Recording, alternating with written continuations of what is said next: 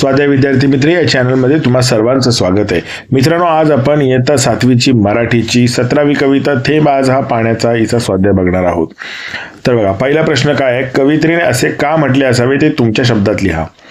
तर या मोत्यांचा पाण्याचा संचय कर. मोत्यांचा म्हणजे पाण्याचा. इथे कवयित्रीने पाण्याच्या थेंबांना मोत्याची उपमा दिली आहे. पावसातून धरणीवरती येणारे पाणी अत्यंत मूल्यवान आहे. माणूस, पशु, पक्षी व निसर्ग यांना जगण्यासाठी पाणी अत्यंत गरजेचे आहे. म्हणून आभाळातून बरसणारे या मोतीरूपी थेंबांचा संग्रह कर असे कवयित्रीने म्हटले आहे.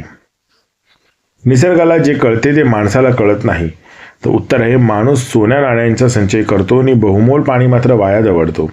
सोन्याच्या घोटाने तहान शमत नाही. निसर्ग पाणी मातीमध्ये साठवतो व त्यातून मोत्यांसारखे पीक येते. म्हणून निसर्गाला जे कळते ते माणसाला कळत नाही असे कवयित्रीने म्हटले आहे. प्रश्न 2, खाली दिलेल्या अर्थांच्या ओळी कवितेतून शोधून लिहा. आकाशातून पडणाऱ्या पावसाच्या थेंबाने धान्य पिकते, तर आभाळातील या मोत्याने मातीमधूनही पिकती मोती. मनुष्य खणखणत वाजणाऱ्या नाण्यांचा तिजोरीत संग्रह करतो. संचय करता तिजोरीतल्या खणखणत्या त्या नाण्यांचा. निसर्गाचे मोल न जाणणे हे स्वतःला फसवण्याचा सारखे आहे. तर कशाचा ऐसा येडा चाहळा स्वतः होऊन ठगण्याचा. प्रश्न 3, संकल्पना स्पष्ट करा.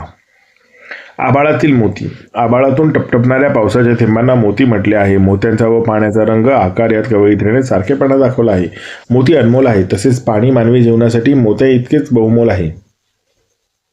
मातीतील मोती. पावसामुळे शेतात धान्य पिकते. मातीमधून पीक तरारून वर येते. पिकातून जे धान्य मिळते ते म्हणजेच मातीतील मोती. त्यामुळे माणसाची भूक भागते. मोत्यांचा संचय. मोती ही उपमा पाण्याच्या थेंबांना दिली आहे. पावसाच्या थेंबांना मोती म्हटले आहे. या मोत्यांचा संग्रह करा असे सुचवले आहे. कारण पाणी जमिनीत जिरवले तरच त्याचा उपयोग आहे, अन्यथा पाणी वाहून जाते. पाणी हे जीवनावश्यक आहे. बहुमोल थेंब. बहुमोल म्हणजे ज्याचे मोल करू शकत नाही असे. पावसाच्या सरीतून येणारे पाण्याच्या थेंब मातीवरती पडतात आणि मातीतून मोती पिकतात. पाण्याचे थेंब माणसाला वर सृष्टीला जगवतात, म्हणून त्यांना बहुमोल म्हणजे अत्यंत मोलाचे म्हटले आहे. खाली दिलेल्या ओळीतील विचार सांगा. तहानेसाठी सांग पुरेका घोट तुला रे सोन्याचा, आभाळातील बहुमोलाचा थेंब आज हा पाण्याचा. या ओळीमध्ये कवयित्री इथे विचार मांडतात की माणूस सोन्या नाण्यांचा संग्रह करतो, पण पावसातून पडणाऱ्या पाण्याला वाया घालवतो. जेव्हा खूप तहान लागते तेव्हा सोन्याचा घोट माणसाची तहान शमवू शकत नाही. तहान शमवण्यासाठी पाण्याचीच आवश्यकता असते. पाणी हे संजीवन आहे. सोन्या नाण्यापेक्षा ते अमूल्य आहे. आभाळातून येणारा हा पाण्याचा थेंब आज बहुमोलाचा आहे. माणसाने निसर्गाकडे बघण्याचा दृष्टिकोन बदलायला हवा. या वाक्याचा तुम्हाला समजलेला अर्थ स्पष्ट करा. तर निसर्ग माणसाला भरभरून मदत करतो, पण माणूस निसर्गाची कदर करीत नाही. उलट वारेमाप जंगलतोड, जलप्रदूषण, वायू प्रदूषण यांसारखे गुन्हे करतो. निसर्गाकडे दुर्लक्ष करून त्याला लुबाडले तर माणूस वाचणार नाही. म्हणजेच निसर्गाकडे पाहण्याचा दृष्टिकोन बदलायला हवा. त्यासाठी पर्यावरणाचे संरक्षण व संवर्धन करायला हवे. फरक स्पष्ट करून तक्ता पूर्ण करा. माणसाचे धन, निसर्गाचे धन. कोणते? सोने नाणे माणसाचे धन आहे. निसर्गाचे आहे शेतीतील पीक. कुठे ठेवतात? तर सोने नाणे तिजोरीत ठेवतात आणि शेतीतलं पीक घरात ठेवतात. उपयोग काय? तर सोने नाण्याने वस्तू विकत घेता येतात आणि निसर्ग शेतीतील पिकामुळे माणसाला जगवणे असतं.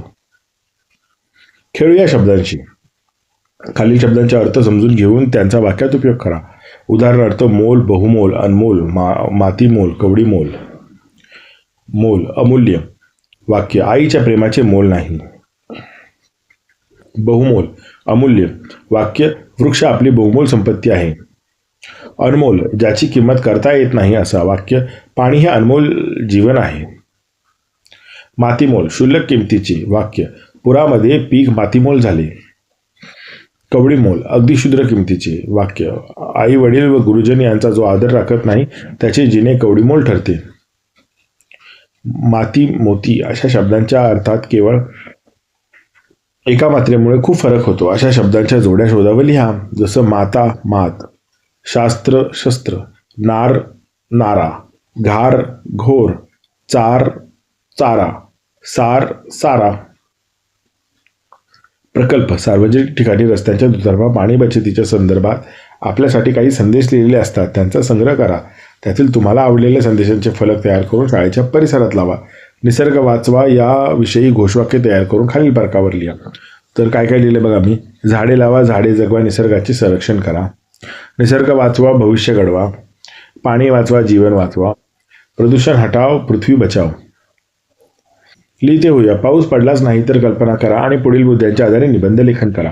पाण्याचा दुष्काळ, दैनंदिन जीवनावरती होणारे परिणाम, शेती व उद्योगधंदे यांच्यावर होणारा परिणाम, नदी नाले विहिरीची स्थिती, सजीवांवरती होणारा परिणाम. पाऊस पडलाच नाही तर जलधारा या धरणीवरती बरसात राही सरसर, हिरवा शालू नेसून राही धरणही गांगभर. पाऊस म्हणजे जीवन, पावसाशिवाय जगण्याची कल्पनाही करता येत नाही.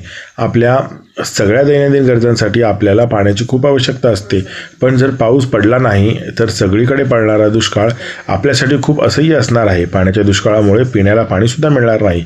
आपल्या दिवसाची सुरुवातच पाण्यापासून होते आणि जर पाणीच आपल्याकडे नसेल तर आपण जगू शकत नाही. सकाळची अंघोळ, स्वयंपाक, कपडे धुणे अशी कितीतरी कामे आपल्याला पाण्याशिवाय करताच येणार नाहीत. आपलं पूर्ण आयुष्य थांबून गेल्यासारखं होईल. पाऊस पडलाच नाही तर आपली शेती व उद्योगधंदे पूर्णतः पाण्यावरती अवलंबून आहेत. भारतात पिकवली जाणारी पिके मोठ्या प्रमाणात पावसाच्या पाण्यावरती अवलंबून असतात. अशा वेळी पाऊस पडलाच नाही तर ती शेती व्यवसाय करताच येणार नाही. त्यामुळे मोठ्या प्रमाणात अन्नधान्याचा तुटवडा निर्माण होईल. उद्योगधंद्यांना पाण्याची अत्यंतिक आवश्यकता असते. पाणी मिळाले नाही तर उद्योगधंदे बंद पडतील. मोठ्या प्रमाणात लोकांच्या नोकऱ्या जातील. त्यामुळे बेरोजगारीची समस्या निर्माण होईल. पाऊस पडला तर नदी नाले विहिरी तुडुंब भरून वाहतात, पण जर पाऊसच नाही पडला तर नदी नाले विहिरी कोरड्या पडतील. यामुळे मोठ्या प्रमाणात दुष्काळाची परिस्थिती निर्माण होईल. नद्या नाल्यांतील वनस्पती व जीवन नष्ट होतील. पाण्याची कमतरता मोठ्या प्रमाणात निर्माण होईल. वातावरणात उष्णता वाढेल. एकूणच सजीवांवर याचे खूप दुष्परिणाम होतील. झाडे झुडपे यांच्या वाढीसाठी पाण्याची आवश्यकता आहे. पाणीच नसेल तर जंगले ओस पडतील. प्राणीमात्रांवरती उपासमारीची वेळ येईल. या सगळ्यामुळे पृथ्वीचा समतोल ढासळेल. विचार करा व सांगा. पाणी कसे तयार होते? पाणी कुठे साठवले जाते? पाण्याचा वापर कशासाठी होतो? तर पाणी कसे तयार होते? पाणी हे 2 वायूंपासून तयार होते. हायड्रोजन म्हणजे आणि ऑक्सिजन.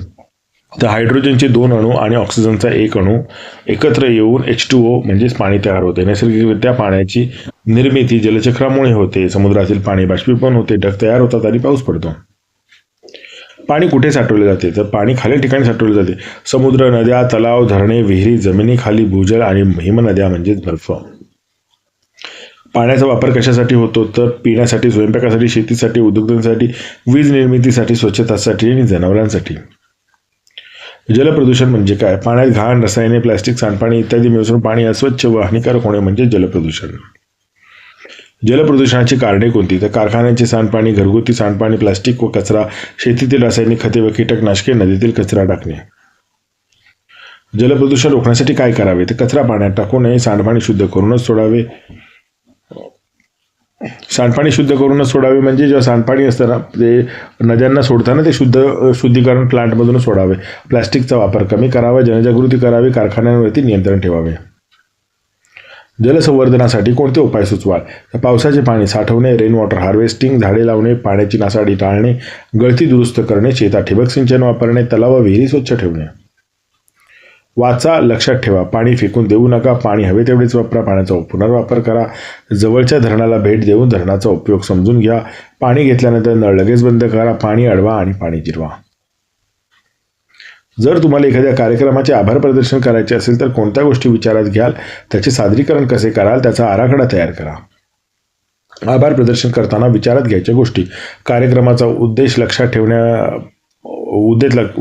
ठेवणे, प्रमुख पाहुणे, अध्यक्ष, आयोजक यांचा सन्मानपूर्वक उल्लेख करणे, सहकार्य करणाऱ्यांचे नाव विसरू नये, भाषण संक्षिप्त व स्पष्ट असावे, नम्र आणि कृतज्ञतेची भावना असावी, योग्य आवाज, आत्मविश्वास आणि सभ्य ध्येयबोली ठेवावी. सादरीकरण कसे कराल? सुरुवात नमस्काराने करावे. प्रमुख पाहुण्यांचा उल्लेख करून त्यांचे आभार मानावेत. कार्यक्रम यशस्वी होण्यासाठी ज्यांनी मेहनत घेतली त्यांचे आभार मानावेत. उपस्थित श्रोते, विद्यार्थी, शिक्षक यांचे आभार मानावेत. शेवटी धन्यवाद देऊन भाषण समाप्त करावे. आभार प्रदर्शनाचा आराखडा. प्रस्तावना. सर्वांना नमस्कार. आभार प्रदर्शनाची संधी दिल्याबद्दल कृतज्ञता व्यक्त करणे. प्रमुख पाहुण्यांचे आभार, त्यांचा मूल्यवान वेळ दिल्याबद्दल धन्यवाद. अध्यक्ष व आयोजकांचे आभार, कार्यक्रमाचे नियोजन आणि मार्गदर्शनाबद्दल धन्यवाद. सहभागी व उपस्थितांचे आभार, विद्यार्थ्यांचे, शिक्षकांचे, पालकांचे सहकार्य, समारोप कार्यक्रम यशस्वी झाल्याचा आनंद व्यक्त करणे. पुन्हा एकदा सर्वांचे मनपूर्वक आभार. आता पत्ता वेरळी, तालुका मान, जिल्हा सातारा. दिनांक 20 फेब्रुवारी 2026. प्रिय मित्र सखी, सप्रेम नमस्कार. आंतरशालेय क्रीडा महोत्सवातील धावण्याच्या स्पर्धेत तू प्रथम क्रमांक मिळवल्याबद्दलचे समजताच मला खूप आनंद झाला. तुझ्या या यशाबद्दल मनपूर्वक अभिनंदन. तुझ्या मेहनतीचे आणि सातत्यपूर्ण सरावाचे फळ आहे. रोज सकाळी तू घेतलेला सराव, शिस्तबद्ध दिनक्रम आणि जिद्द यामुळेच तू आज मान मिळवू शकला किंवा शकलीस. तुझ्या या यशामुळे आपल्या शाळेचे नाव उज्ज्वल झाले आहे. तुझे यश आम्हा सर्वांसाठी प्रेरणादायी आहे. भविष्यातही तू अशा प्रकारेच प्रगती करत राहा आणि राज्यस्तरावरती तसेच राष्ट्रीय स्तरावरही विजय मिळवो ही शुभेच्छा. पुन्हा एकदा हार्दिक अभिनंदन आणि पुढील वाटचालीसाठी खूप शुभेच्छा. तुझी टिंबटिंब. मित्रांनो, व्हिडिओ आवडला असेल तर नक्की या व्हिडिओ लाईक करा आणि असेच व्हिडिओ पाहायचे असतील तर आपल्या चॅनलला सबस्क्राईब करून बेल आयकॉन प्रेस करा. आणि पुढचा व्हिडिओ कोणता हवा आहे ते मला कमेंट बॉक्समध्ये कळवा आणि हा व्हिडिओ आवडला असेल तेही मला कमेंट बॉक्समध्ये सांगा.